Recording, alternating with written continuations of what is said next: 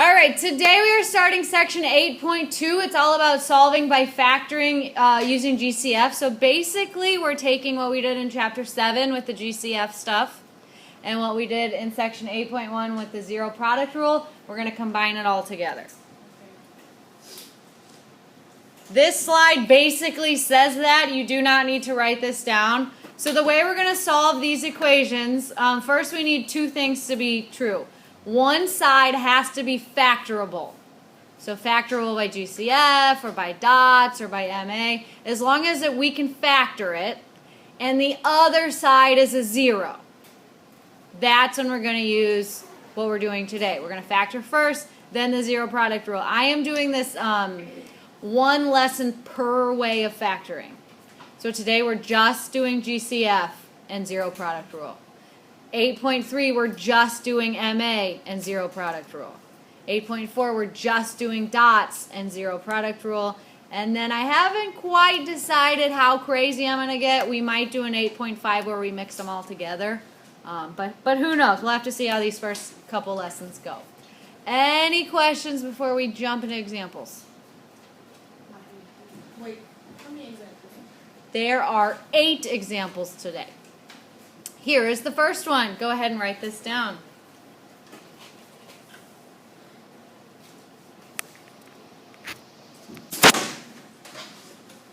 All right, so first we have to factor using GCF. So some of you are getting to the point where you can just look at a problem, you know what the GCF is. If you are not that kind of person, that is fine. You just make your lists off to the side or use your factor sheet to help you. All right, so the ways to make a 3 are a 1 and a 3, and then we have x squared, so that's x and x. The ways to make a 9 are a 1 and a 9, a 3 and a 3, and then we just have an x. What is the GCF here? 3x. So I am going to divide every term by 3x. I will write a 3x in the front. When you divide 3 by 3, you get 1. X squared divided by x is just x. 1x and x are the same thing. In the back, 9 divided by 3 is 3. And then the x's are gone. You had an x, you took it to the front. That equals 0. That is not new, right? We've been doing that for weeks now. What's written in red, what I just wrote, that is a type of problem I could have given you on the 8.1 homework and you could have done it, right? All you do is you set this equal to 0, set this equal to 0. So we have 3x equals 0. We have x plus 3 equals 0. And then you have to solve for each x. 0 divided by 3 is still just 0, so 0 is one of our solutions. In the back, we subtract 3 and subtract 3. So x equals negative 3 is also a solution. So you can see what I mean when I say that none of this is new. There should not have been any step in this problem where you're like, oh, that's interesting. Because you know this. None of this is new. None of this is, I mean, I think it's all really exciting. But none of it is like, oh my gosh, I don't know this, okay? This is last chapter. A little side note, of the tests I've graded from last chapter, they've been really good. So, I mean, you guys know how to factor. For the most part, most of you know how to factor. So this should be a piece of cake. This is yesterday's lesson. You guys seem to do okay with that as well. We're just putting the two ideas together. Number 2, we have to find the GCF first. So for GCF, anyone have it? 1 what? 1x. Good. They both have an x. 2, the only factors are 1 and 2. The first one, the coefficient's 1. So 1x is all they have. 1x and x are just the same thing. So I'm going to write an x in the front. If I have x squared and I took one of those x's away, what do I have left? Just x. Minus, I had a 2x, but I'm taking the x part away.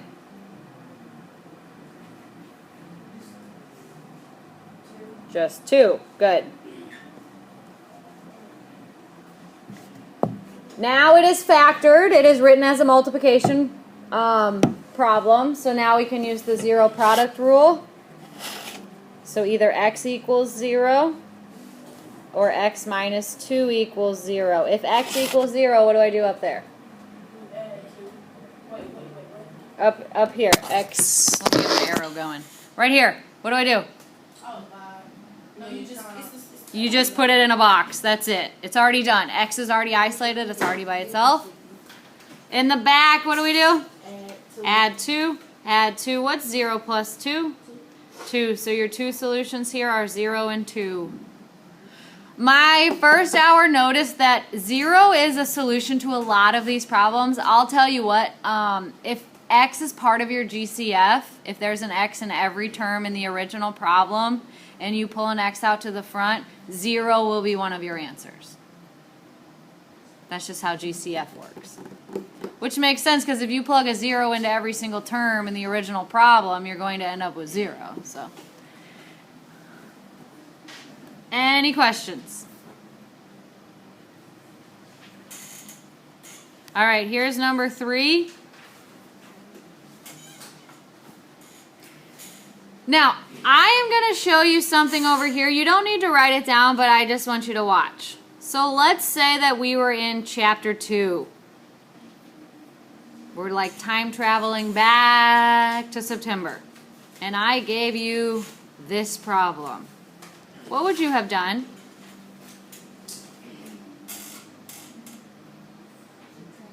Subtract 12. What's 0 minus 12? Negative 12. Then what would you have done? Divide by 4. Divide by 4. And what would that equal? Negative 3. When there is only an x in one of the terms, so there's not an x squared anywhere, and there's just one single x, you can actually solve that in the way that we've been solving for months and months and months, okay? However, if it is factorable and it equals 0, that's when you can use the zero product rule if you want. I'm going to use the zero product rule on all of these types since that's what we're learning in this section. But if you hate the zero product rule, you want to avoid it when possible. If you just see an x and no x squared, you can try to solve it like you did in chapter 2. It's up to you. But anyway, back to this, back to chapter 8. The GCF here, it's 4. If you're not sure how we got a 4, I'll write out some factors for you. Remember, those factor sheets, I can't even tell you how valuable those are for you. Here's 4 and 4. So GCF is 4. So I am going to divide every term by 4, and I'm going to write a 4 in the front. 4 divided by 4 is 1. 1x is just x. 12 divided by 4 is 3, and then that's going to equal 0. Any questions so far?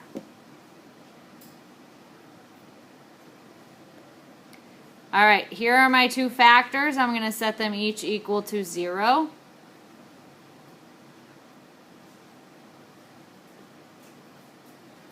When does 4 equal 0?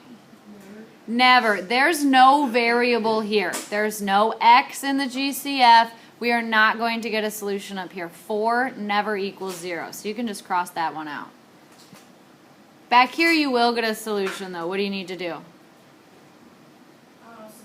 Subtract 3 and subtract 3. What's 0 minus 3? Oh my gosh, we got the same answer that we would have got if we did it the other way. That's crazy. Not really, okay? So either method that you want to use is fine.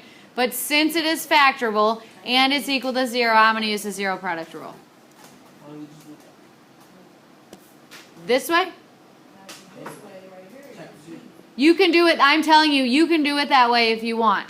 But it doesn't work if there's an x squared in it. It only works when there's a single x. So like this problem, you cannot do it the way we learned in chapter 2.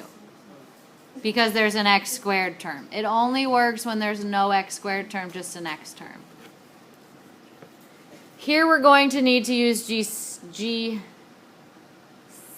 GCF. Oh my gosh, I forgot the letters for a second.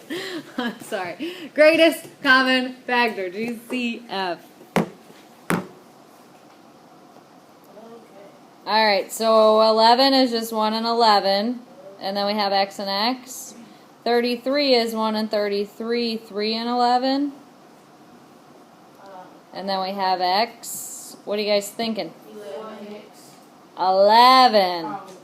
11x. So I am going to divide every term by 11x.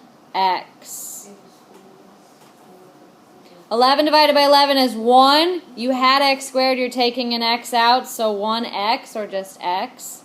Minus 33 divided by 11 is 3. You had an x, you took it to the front, and that equals 0.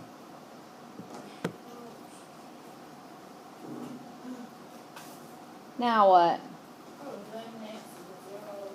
11x equals 0. X minus 3 equals 0. Okay, you divide 11. What's 0 divided by 11? 0. 0, good. In the back?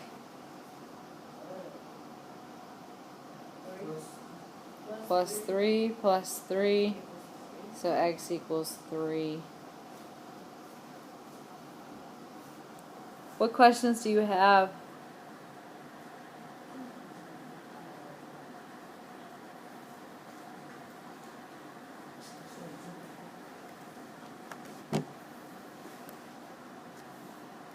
Anyone have any questions? All right, here is number 5.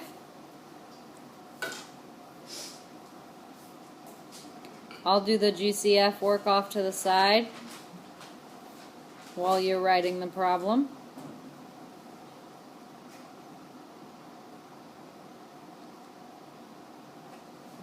Anyone know what the GCF is today? 5. Divided by 5, divided by 5. So we have a 5 in the front. What's 5 divided by 5? 1. So we have 1x minus, what's 10 divided by 5? 2 equals 0. Since this just has an x, no x squared, this is one that you could solve like chapter 2. But again, I am just going to use the zero product rule since it is factorable and it does equal 0. When does 5 equal 0? Nothing. Never. There is no x up there. You will not get a solution. In the back, we add 2 and add 2. So x equals 2. Box it in.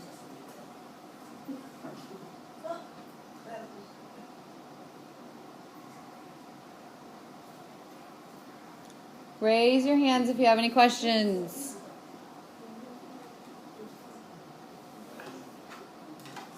All right, here's number 6.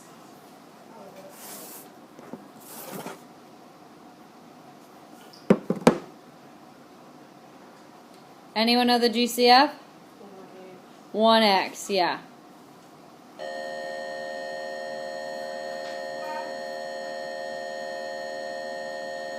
So if you have an x squared but you're taking the x out, you'll have just an x in the front. You have 6x but you're taking an x out, so you'll have a 6.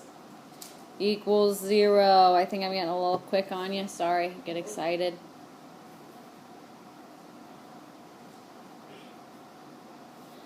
Alright, so either x equals 0 or x plus 6 equals 0.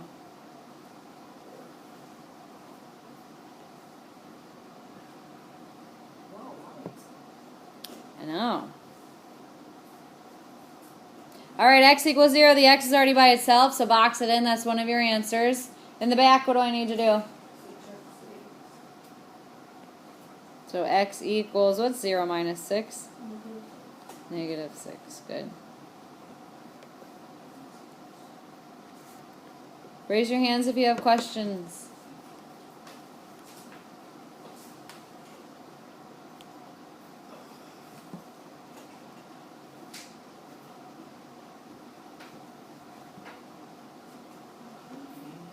All right, here's number 7. Again, as you're writing this one, if you want to go for solving it chapter 2 way, be my guest.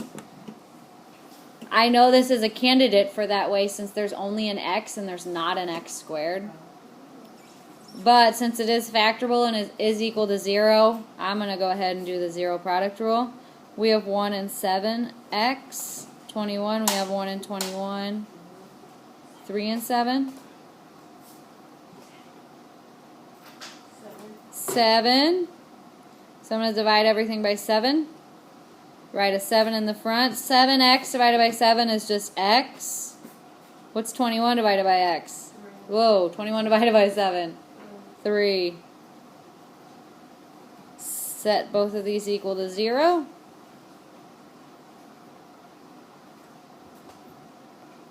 When does 7 equal 0?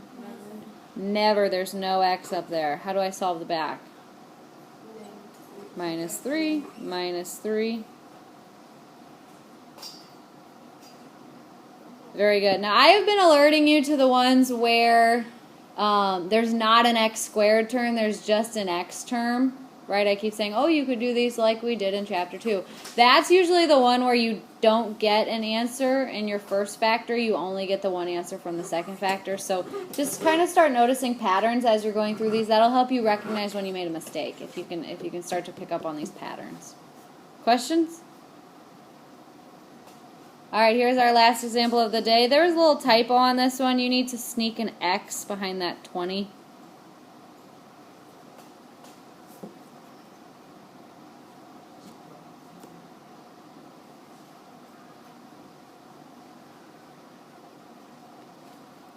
All right, so for 4x squared, we have 1 and 4, 2 and 2, x and x. For 20x, we have 1 and 20, 2 and 10, 4 and 5 with an x.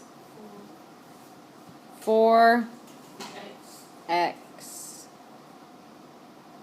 I'm going to divide everything by 4x. 4x, 4x.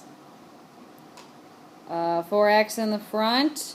4 divided by 4 is 1. X squared divided by x is x. Minus 20 divided by 4 is 5. You had the x, but you took it to the front, so there's no x's back there. And that equals 0.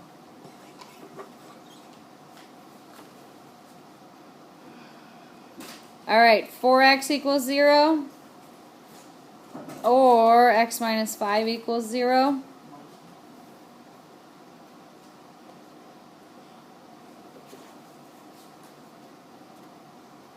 Up front, 0 divided by 4 is 0. In the back, x equals 5. That is it for our notes for today. What are your questions? I'll leave it up there for a minute while I pass out your homework. If you finish the homework in class, great. Turn it in. If not, take it with you. It is due next time I see you.